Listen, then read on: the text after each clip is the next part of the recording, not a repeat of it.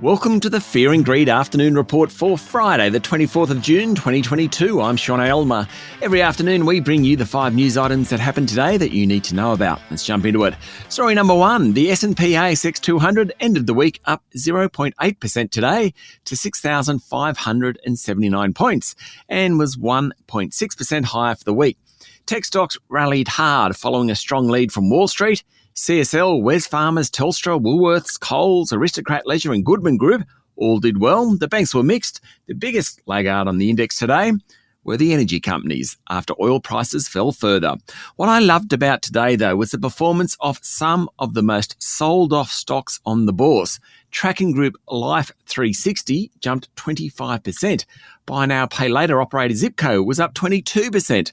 Biotech Imugene rose 18%. Data connectivity player Megaport closed up 16%.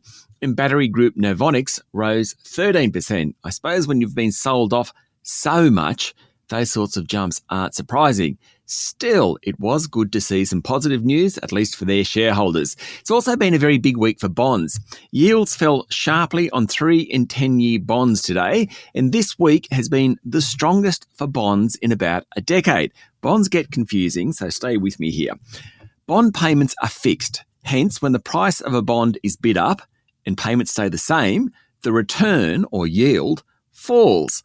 Bond prices are bid up when investors are looking for safety. So bad economic news pushes up the price of bonds and yields fall.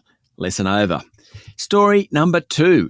Prime Minister Anthony Albanese will fly to Europe on Sunday for a NATO leaders summit in Madrid before heading to Paris to meet French President Emmanuel Macron.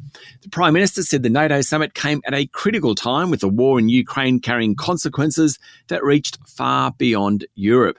While Australia is not a member of the organisation comprised of 30 nations, it is the largest non-NATO contributor to Ukraine in terms of military aid.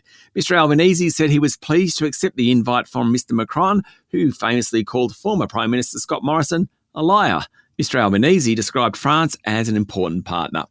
Story number 3. The energy market operator lifted the suspension of the national electricity market this afternoon after an increase in the availability of power stations and a reduced risk of power shortages.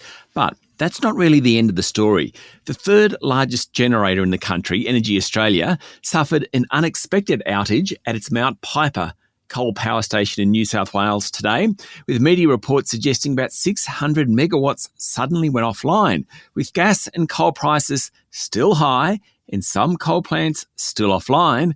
There's a way to go in this story yet.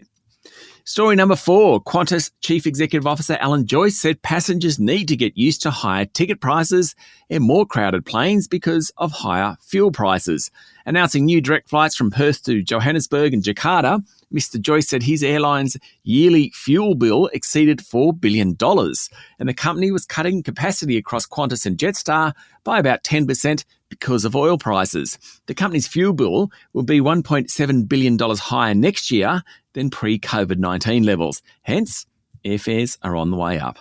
And finally, story number 5, the US Senate passed a modest package of gun reform this morning, even as the Supreme Court, that's the highest court in the land, ruled that Americans have a constitutional right to carry handguns in public for self-defense. It really was one of those days that shows the two sides of the gun debate in the US. The broadly bipartisan Senate bill is the first significant gun legislation in more than 3 decades. President Joe Biden said the legislation will help protect Americans and kids in schools will be safer. It's modest, with the most extravagant rule being greater background checks for would-be gun purchasers convicted of domestic violence or significant crimes as juveniles. That's it for the afternoon report for Friday, the 24th of June, 2022. Michael Thompson, Adam Lang and I will be back tomorrow morning for the weekend edition of Fear and Greed. I'm Sean Aylmer. Enjoy your evening.